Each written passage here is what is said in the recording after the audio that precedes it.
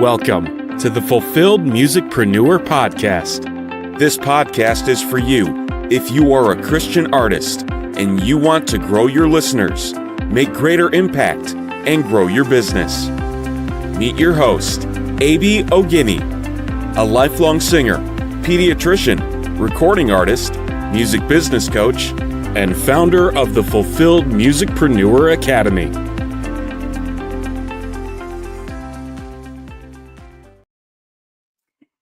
Hello and welcome to another episode of the Fulfilled Musicpreneur Podcast. I'm A.B. Ogini, your host. I am your music business coach, mom of two, your sister, your friend. If you are watching on Facebook or Instagram, I would love to say hi. Please post a comment. Let me know if you're watching, and if you're doing the replay, let me know you're watching on replay. Again, I can't see you on Facebook. I'm really sorry. So it would be lovely if you also mention your name so I know who's watching. Yes, I am coming on live to share my thoughts, my reflections on Spotify Wrapped. I do this every year just as a reminder and as a way to sort of what's the word? Debrief the year. Because I don't know about you watching, but if you're an artist and you get the notification that your Spotify Wrapped is ready, there could be mixed feelings, or it could just be, oh yeah, let's have a look. But then I think the really tricky part is when you begin to see lots and lots of posts on it. And there is that niggling feeling of comparison and measuring up and assessing yourself as not measuring up and not doing well and thinking you failed this year and your numbers aren't as good as the numbers that other people are posting. So this is why I do this episode, because I'm with you. I have hi Apple. It's actually my brother, not you, babe. This is why I do this, for people who may be going through that phase where you are seeing people post about their numbers and their stats on Spotify, and you are feeling like you're lacking in comparison and you are suffering from what I call comparisonitis. If that's you, I have good news for you, and I have things to help you navigate this period and this season, because this is just the start of it. I suspect that all month long we are going to keep seeing Spotify Wraps from people. So first of all, let me start by saying a huge congratulations to everyone who has seen their Spotify Wraps and they have done amazingly well. They have surprised themselves. They are happy with their numbers. There's lots to celebrate. For people who have had amazing stats, congratulations. Keep going. This is a nod from Spotify, from the world, that your music is doing well. People are loving what you're putting out. And it feels great. It feels good to know that the hard work and the funds you've invested in marketing and all of that is paying off. It feels amazing. So I'm with you. I want to say a big congratulations to you.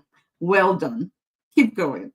And that being said, let me go to people who may be feeling like, oh, again, I didn't get to do a lot this year. I didn't invest as much as I would have liked to see. I released music and it didn't really take off. There wasn't a lot of people that listened and engaged, and yeah, that's okay too. Don't despise the days of little beginnings. This is just a start. You're on a journey. That being said, couple of reminders. Number one, this is a reminder that you're not in competition with anyone but yourself. That is really important to note, because that need to validate yourself by looking at other people's numbers and seeing how you're measuring up. That's not the real measurement. That's not the real way or a true reflection of what you've done. You are on your own journey. Your own journey. God has his own plans for you. You are not in competition with anybody else. Remember that. Ideally, we should be keeping a record of what our Spotify Wrapped numbers have been like from year to year so we can compare and see the progress we're making, right? I think that's what's more important. So, action step is to maybe start a Spotify Wrapped folder where you keep the statistics and you keep the graphics and keep them in a folder so you can always just go back and compare year to year, and then note maybe some campaigns you did that may have really helped you this year, so you can repeat them next year. And also note some things that you did that may have not moved the needle at all and may not have been very helpful, and maybe not do them next year. I think it's more important to take stock and assess.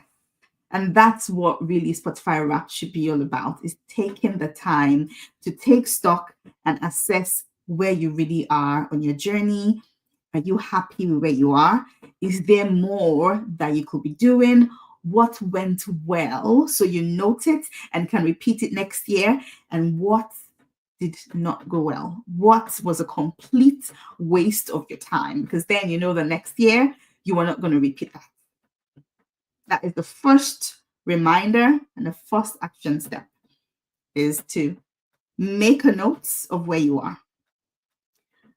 Number 2, instead of just looking at the numbers, well, how about other qualifiers that you can use to assess the impact that you've had this year?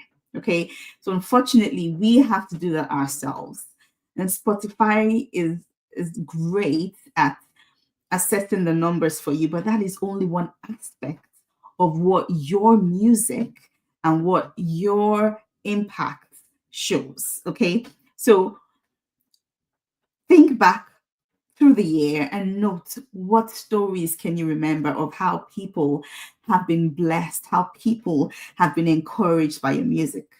So this year, I put myself out there more. I went on tour, and I got a lot more feedback this year because I got to play in more venues, to play my songs in front of more people, and to really listen when they said, "Oh, that song blessed me," and that means the world. But also, I get to hold these stories close to my heart. I remember giving someone a CD, and she saw me months after and kept telling me of how much my CD had impacted her, right? And how that she likened listening to my first album, Hope album, as taking her through the journey of Joseph's life. And that itself is amazing, because I did not think about that at all. That did not occur to me at all, that it could be a reflection of the different stages and the different seasons of Joseph's life. But this is what happens, is God puts a song on your heart, or a song comes out of a season you've been on, and you release it, and then you actually just watch it go impact people in different ways. And there's a lot of times that the impact will be really different from what you expected. And that's just the journey, right? It's amazing to see. But when you actually start to hear those stories, you should also note them down, because they are amazing memories to reflect back on. So if you ever come into a season where you're struggling and you're thinking, oh my goodness, this is too hard. Did I really hear God? Was I really called to this? That could be a collection of of testimonies, of reasons that will keep you going, of encouragement to say, actually, yes, you are doing something important. You are affecting lives. You are making a difference. Now, if you are like, oh, I don't have enough stories or testimonies from people to look back on, then that's an action point for you to actually start in the new year. Is every time you have a concert, you have an event, every time you release a song, you need to develop a way to collect feedback and to collect stories and testimonials from people, how your work, your songs have blessed them, and actually begin to collect that. And it might be as simple as sending messages to people. Hey, did you get a chance to listen to my last song? What did you think of it? I am currently collecting testimonials. And I would love to hear what your thoughts were. Did it bless you in any way, and how? Or you could say, did you get a chance to listen to my last album? What was your favorite song and why? Because then they get to tell you what their favorite song was and why it was their favorite, and that gets to go into your collection of stories, testimonies, testimonials, and reviews that you can have for the future, right? So that's another action step, is to actually start collecting these stories and these reviews, because they are proof of your impact of the work that you are doing. Okay. So that's number 2. Number 3, yeah, how about thinking past or thinking about events that you ministered in, events that you sang in, and the stories you heard back when you got off the stage. So the first one was your releases and asking people about the songs you've released and what they thought of it and how it had blessed them. And then number 3 is to think about places that you've ministered at and any stories that you took away. So it's very different. It's really different when you step on stage, you share your songs, you share the story behind your songs, and then people come out to you to share with you the impact that had on them. I think that's special. I think that's beautiful. And if you don't have those sort of stories yet, you don't have those sort of experiences yet, then I would absolutely encourage you to aim to have some of those testimonies next year. Really put it on the calendar. Find ways to minister in front of live audiences. And that being said, engage with them after you sing. Talk to them, speak to them, and just genuinely get to know them. What sort of artists do you like? What sort of music do you like, and why? What was your favorite song that you listened to tonight, and why?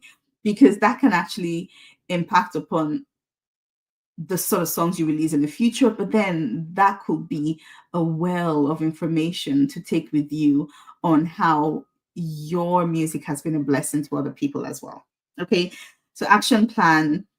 If you've not been singing in front of live audiences, I would absolutely plan that for next year. If you are stuck on how to get started, let me know, message me, book in a free call, let's chat. I actually just came off a call today where I got on a call with a coach who specializes in helping people come up with strategies to get them booked, in front of any sort of live audiences. She has a method for it. She has a strategy for it. She's like, what works for you? Do you like big stages or more intimate stages? What are your goals? And she goes through these questions, and we're able to come up with a plan of how I could, approach that next year. So if you need some help with that, book in a free call with me. Let's talk about how we can get you on some stages next year. Okay. And yes, the final point to mention, final reflection. I came across this beautiful post by an artist. Oh, I'm trying to remember her name. Oh, I can't remember. She's an Irish artist who's worked with some of the other coaches I've worked with before. But she came on on Instagram and was talking about Spotify Wrapped. So she started out by thanking her fans for listening to her music, but then went on to remind people that, you know, you may have people that have really impacted you. You could have received your Spotify Wrapped, and you now know who your top artists were this year, and maybe how many times or how long you listened to their music for, right? And she went on to remind people that remember that these people are getting paid very little for that. And that if someone's music has really been a blessing, that you might want to consider taking an extra step to support them, either by attending any live concerts they're having, buying their merch, buying their CDs, because these are more impactful ways to repay them and to say thank you for the work they're doing and for how much they blessed you. And I thought that was beautiful. I thought that was beautiful because I keep saying over and over to artists that it's our job to educate the public about the life of an artist and how that as independent artists, we don't get paid very much for the music we put online. I mean, imagine being paid 0.003 cents for one stream. That's ridiculous. After spending a lot of money, like some people spend thousands releasing their music before marketing their music.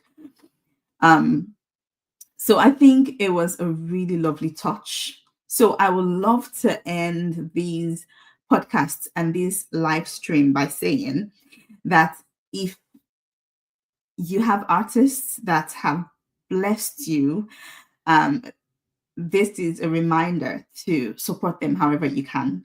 Messaging them and telling them how much their music has blessed you will go a long way. Will put a smile on their face and will help them keep going. That's number one.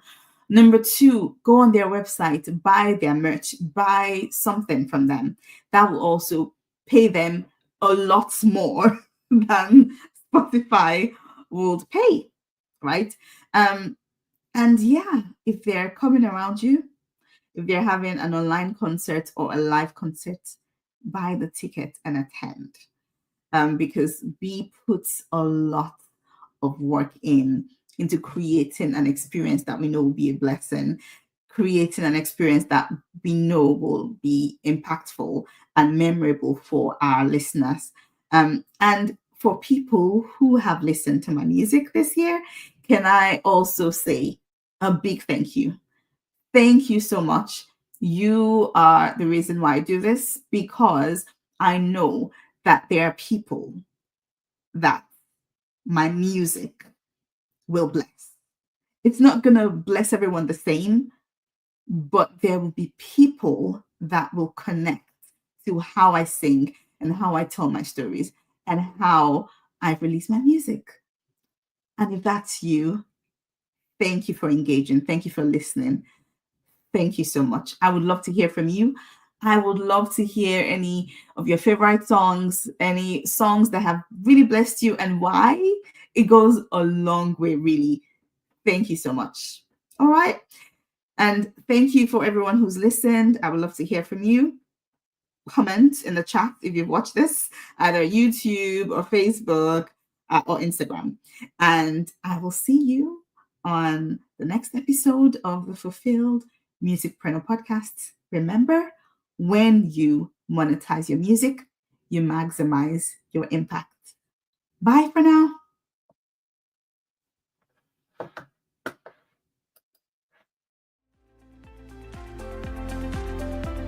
Thanks for listening to the Fulfilled Musicpreneur podcast. Make sure to subscribe and leave a 5-star review. Also, if you haven't, download a free copy of AB's ebook, 7 Days to Living Fearless by clicking the link below. See you next time for another episode of the Fulfilled Musicpreneur Podcast.